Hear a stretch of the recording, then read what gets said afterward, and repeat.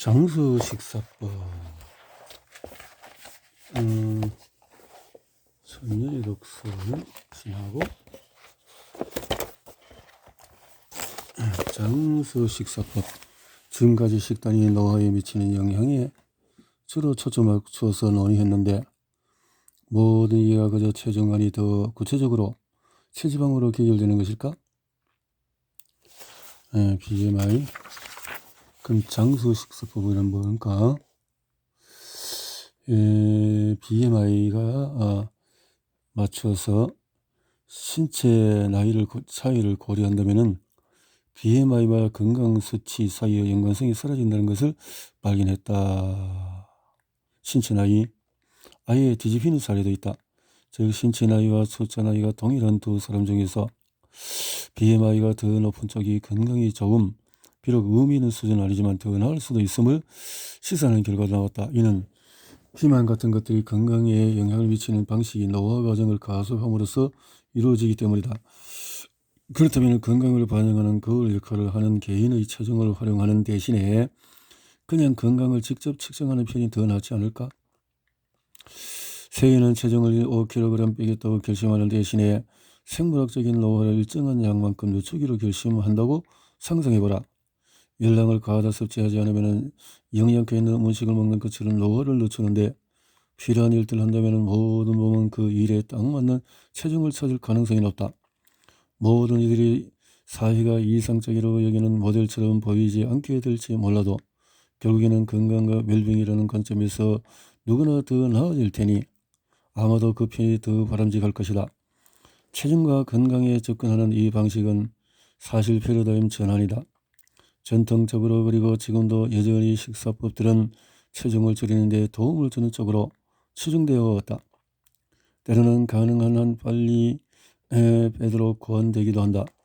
1970년대에 다이어트 세계에 등장하여 폭발적인 인기를 누렸던 두새끼 또 저탄수화물 에키스 같은 식사법들은 체중을 빠르게 많이 빼도록 돕겠다고 약속했다. 예를 들어서 로버트 애킨스는 자신의 식사법을 택하면서 2주 사이에서 약 2kg을 뺄 수 있다고 주장했다. 맞든 틀리든 간에 저탄수화물 식단이 꾸준히 인기를 끌고 있는 것은 때로 체중이 급격히 줄어드는 결과가 나오곤 하기 때문에, 또 게다가 치즈, 베이컨, 햄버거 같은 좋아하는 음식들을 일부 탐식하면서도 그럴 수가 있었다. 그러나 이런 유형의 식사법과 관련된 또 나온 추세들이 모두 좋은 소식은 아니었다. 최근 연구에서 탄수화물 섭취량을 줄이면서 사실상 수명이 짧아질 수 있다는 결과가 나오고 있다. 어쨌든 그 탄수화물은 다른 무언가가 대체되며 대부분의 사람들은 단백질, 특히 동물 단백질을 대체한다. 새로운 데이터는 동물 단백질의 다량 섭취가 노화 및 질병과 관련이 있다고 말한다. 당뇨병, 심장병, 암 같은 질병의 주된 원인이 탄수화물이라는 속설이 퍼져 있지만은 우리 연구실을 비롯한 여러 연구실들에서는 사실상 동물성 식품, 육류와 유제품 같은 섭취가 건강에 가장 위험할 수 있음을 보여주었다. 많은 사람들이 이 점을 깨닫지 못하는 이유는 우리 사회에서 적은 체중이나 체질량이 정정 건강과 동일시되곤 하기 때문이다. 동료 심사를 거쳐서 학술지에 비만에 관한 논문들을 발표한 생명의학 연구자로서 나는 세계 많은 지역에서 나타나는 비만 유행병이 공중보건에 위협이 되지 않는다는 말은 할 수가 없다. 그렇긴 하지만 비만과 그 위협이 꼭 1대1로 대응하는 것은 아니다. 체중과 건강 또는 노화의 관계는 더 복잡하며 BMI가 더 크다고 해서 반드시 건강이 더 안 좋다고 말할 수도 없는 사례도 많다. 수명과 건강 수명에 미치는 장기 효과를 생각할 때 더욱 그렇다. 이 점을 제대로 이해하려면 먼저 체지방과 건강 사이의 관계를 밝히고 체질량 지수라는 척도가 진정으로 대변하는 것이 무엇인지를 비판적으로 살펴보아야 한다. 지방세포의 수가 아니라 크기이다. 최근에 스웨덴 연구에서 연구진이 발표한 논문을 비롯하여 성인이 몸에 지는 지방세포의 수는 예전에 믿었던 것과 달리 그다지 변하지 않을 수가 있다는 증거가 나오기 시작했다. 즉 연구진은 성인이 지닌 지방세포의 수가 사실상 개인별로 독특함을 시사하는 흥미로운 관찰을 했다. 더 많은 이도 있고 더 적은 이도 있지만은 대체로 자신이 지닌 지낭세포의 지방세포의 수는 세월이 흘러도 그다지 달라지지 않는다. 또 그 연구는 우리 각자의 지방세포 수가 유년기와 청소년기에 발달하는 동안에 거의 다 정해진다는 것도 보여주었다. 사실 이런 차이 중에서 유전자에서 비롯된 것이 많을 가능성이 높다. 유전자의 지방세포의 수가 우리의 전반적인 체지방량과 몸집에 기여하는 주된 요소이긴 하지만 부피도 그 방정식의 주요 사항이다. 새로운 이 수술. 중요한 점은 이 두 변수 지방세포의 부피와 수, 건강과 노화에 어떻게 영향을 미치는지를 더 깊이 이해하는 것이다. 대시로 비만과 관련된 안 좋은 결과들은 대부분 지방세포의 부피와 기능장애의 증거로 생기는 듯하다. 살찐 지방세포는 많아지면 대개 문제가 되지만 지방세포의 수가 더 많은 것 자체는 본질적으로 나쁘지 않다. 사실 사람은 영장류 중에서 지방세포의 비율이 가장 높다. 그래서 일부 연구자는 사람을 지방 영장류라고 부를 정도이다.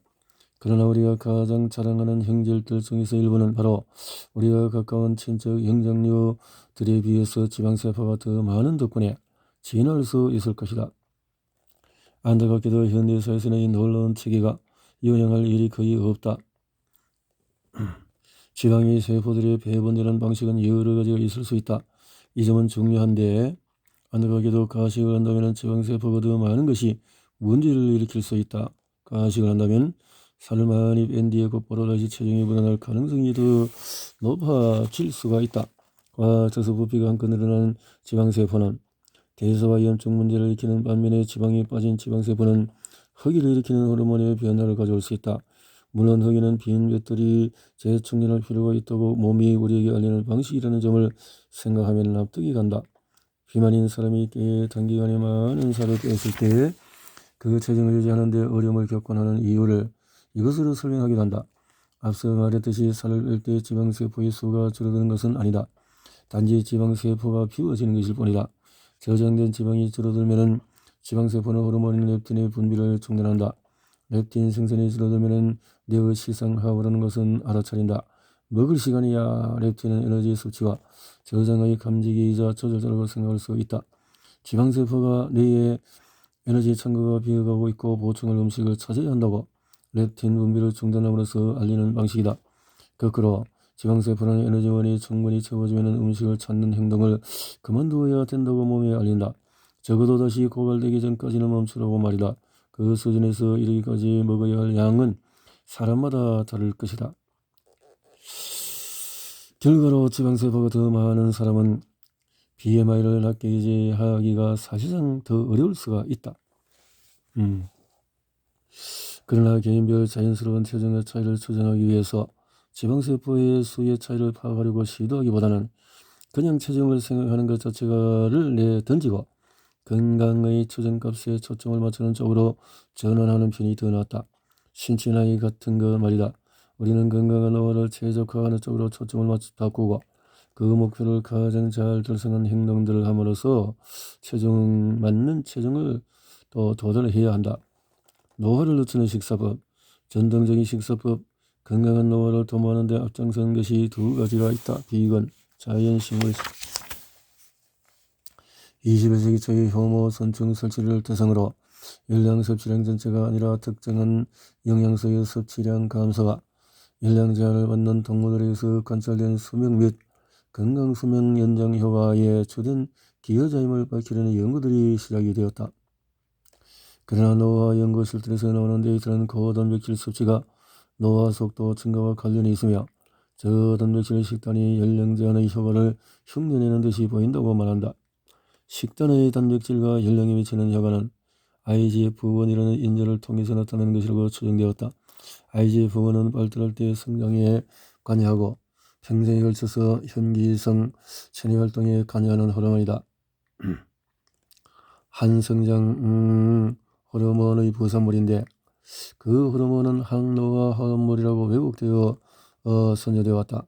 구글에서 사람 성장 호르몬이라고 검색하면은 영양제를 광고하는 기업들이 내놓은 인상적인 많지 근육질의 몸을 지닌 노인들의 모습이 잔뜩 뜰 것이다. 사람 성장 호르몬이 근육 생성을 초청할 수 있다는 점은 맞지만은 그 호르몬과 IGF-1이 노화와 특히 암을 촉진할 수 있다는 점도 많은 연구를 통해서 드러났다. 따라서 설치류나 다른 동물에게서 열량 제한에 반응하여 IGF-1 수치가 떨어짐으로써 노화 과정이 느려지고 종양 성장이 억제된다고 설명하는 것이 합리적이었다. 그러나 시드니 대학교의 루이기 폰타나는 열량 제한 식사법을 실증적인 사람들의 IGF-1 수치를 조사했을 때 식단의 단백질 함량도 낮지 않은 한 그 수치가 낮아지지 않는다는 것도 발견했다. 더 나아가 그는 열량 자체를 제한하지 않고서도 IGF-1 감소를 유도할 수 있음을 보여주었다. 동물성 단백질이 거의 또는 전혀 들어있지 않은 자연식물식 식단을 택하기만 하면 되었다. 2014년에 나는 발터롱거를 비롯한 동료들과 함께 저단백질 가설을 뒷받침하는 증거를 추가로 내놓았다. 단백질, 특히 동물성 단백질을 적게 먹을 때 노화 관련 위험들이 줄어든다는 것을 시사하는 연구 결과였다. 우리는 전국에서 중년의 미국인 약 3,000명을 모집한 뒤에 그들의 단백질 섭취량에 따라서 세 범주로 나누었다. 열량의 평균 20% 이상을 단백질로부터 섭취한다고 말한 이들은 고단백질 섭취군이었다.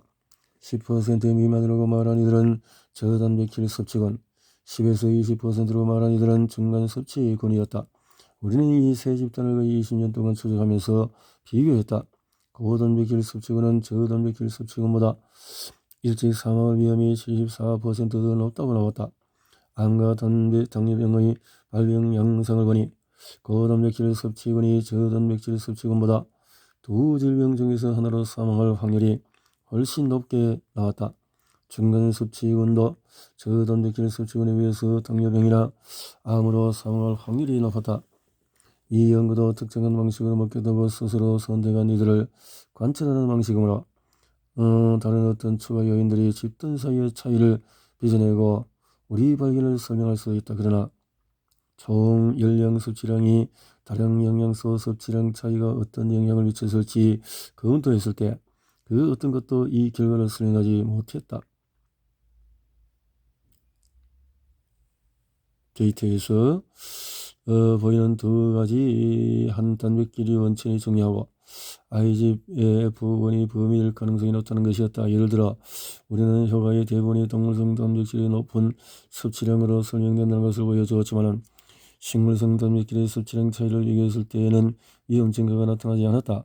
즉 식물성 단백질은 많이 섭취해도 문제가 생기지 않은 듯했다. 우리는 실험 참가자들의 혈액에서 IGF-1 농도도 측정했다. 고단백 음식의 섭취와 관련된 암 발병 위험은 IGF-1 수치가 높은 이들에게서 더 높아졌다. 즉 고단백 IGF-1 조합이 가장 위험한 반면에 IGF-1 수치가 낮은 사람에게는 고단백질이 덜 위험하다는 뜻이었다.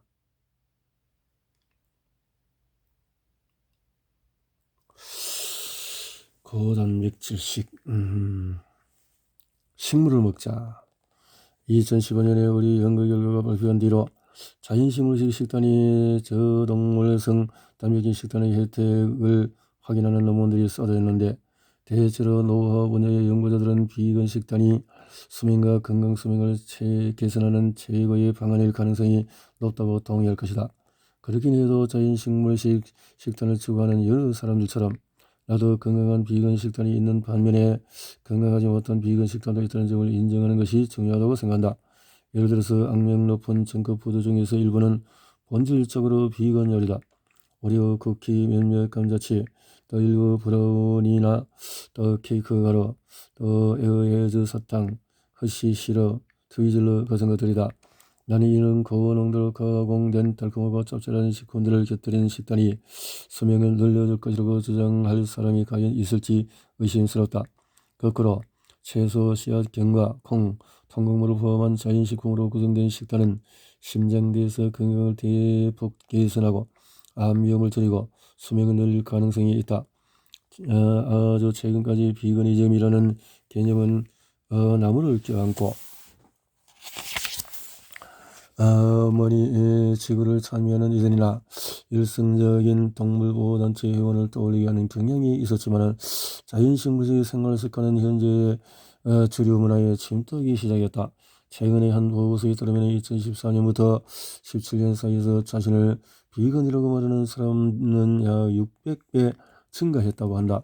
게다가 대체육이 등장하면서 가장 완고한 버거 애호가들까지도 식물 위주의 식단을 진지하게 고려하게 되었다.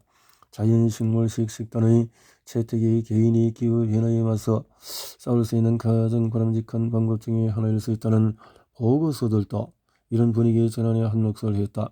그러나 비건 식단의 혜택에 동의하는 이들이 점점 늘어나고 있긴 해도 많은 이들은 여전히 이 생활 방식을 유지한다는 것이 불가능하다고 생각하는 듯하다. 많은 이들은 거기를 멀리하면 정력과 힘이 약해지지 않을까 우려한다. 취미로 운동을 하는 이들도 그렇게 생각하지만 특히 성적에 생계가 달려있는 직업 선수들은 식물의 체육과 성적을 유지할 연료와 근육에 필요한 영양소를 과연 충분히 제공할 수 있을지를 우려하기 마련이다. 이 우려는 대체로 단백질을 향한다. 단백질이 근육의 기본 구성 단위이기 때문이다. 그러니 비건인이 육식을 하는 동료만큼 실력을 유지하려면 단백질을 더 섭취할 필요가 있지 않을까 하는 걱정이 들기 마련이다. 하지만 사실 필요한 단백질의 양은 비슷할 것이다.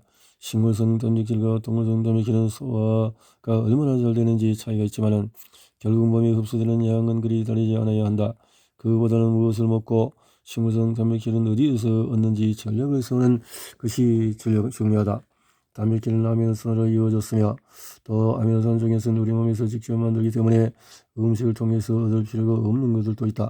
반면에 필수 아미노산이라고 부르는 9가지는 음식을 통해 얻어야 한다. 우리 몸이 스스로 생산할 수 없어서다.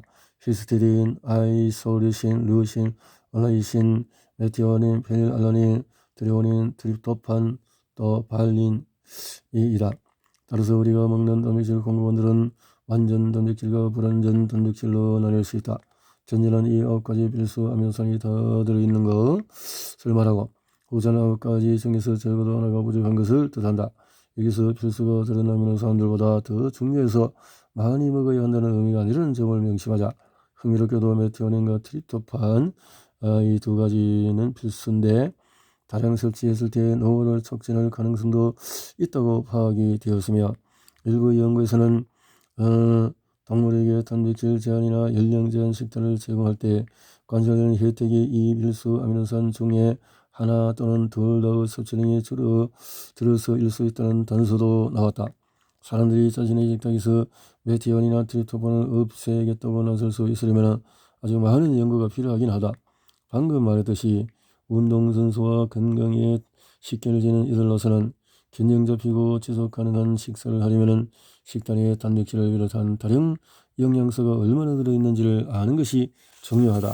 대다수가 짐작하는 것과 반대로 스포츠에서 육체적으로 성공하는데 필요한 영양소가 다 들어있는 자연식물 식단을 구성하는 것은 그리 어렵지가 않다. 다음 목록으로 우리가 볼 수가 있다. 키노아, 메밀, 북콩, 삼시, 아몬드, 고구마, 병아리콩 등등 이렇게 해서 단백질을 채워 넣을 수가 있다. 힘을 해서 이렇게 채우면 그전 고기를 먹으면서 오래 살 수는 있을까? 전 세계를 살펴보면은 그렇다는 답이 나오는 듯하다. 모든 것을 먹을 때 중량을 지키려는 격언으로 귀결이 된다. 중량을 지키자. 모든 것을 먹을 때 과하거나 부족하지 않게 중량을 지키라 라고 했네요.